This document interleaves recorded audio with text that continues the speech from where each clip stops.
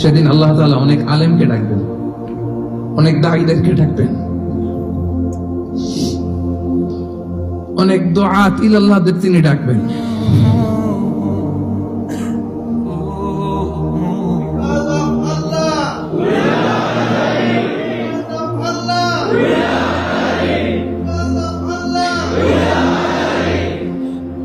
সেদিন অনেক দুআত ইলাল্লাহদেরকে ডেকে আল্লাহ বলবেন যে তুমিও জাহান্নামে যাও। সে বলবে আল্লাহ কেন? আমি মানুষকে কোরআন শিখিয়েছি, আমি মানুষকে হাদিস শিখিয়েছি, আমার কথা শুনে অনেক নামাজ পড়েছে, আমার কথা শুনে অনেকে দাঁড়িয়ে রেখেছে, আগে সুদ খেত, আমার কথা শুনে সুদ বন্ধ করেছে,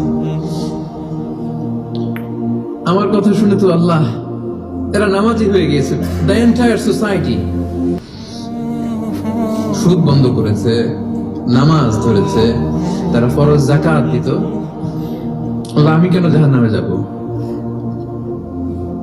আল্লাহ বলবেন তুমি এই দাওয়াতি কাজ করেছো, লোকজন তোমাকে বড় আলেম বলবে, লোকজন তোমাকে বড় সেলিব্রিটি বলবে, লোকজন তোমার নামে তাকবীর দিবে, তোমাকে বড় আলেম বলবে, বড় দাঈ বলবে। এটা তো বলা হতো তোমাকে দুনিয়াতে, আল্লামা বলে ডাকা হতো তোমাকে,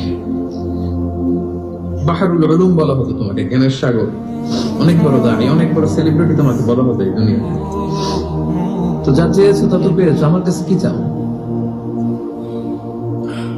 আমার কাছে তোমার জন্য কিছু নাই। Go to the hell fire, তুমি জাহান্নামে যাবে। আল্লাহ এরকম আলেম হওয়া থেকে আমাদেরকে তুমি বাঁচাও।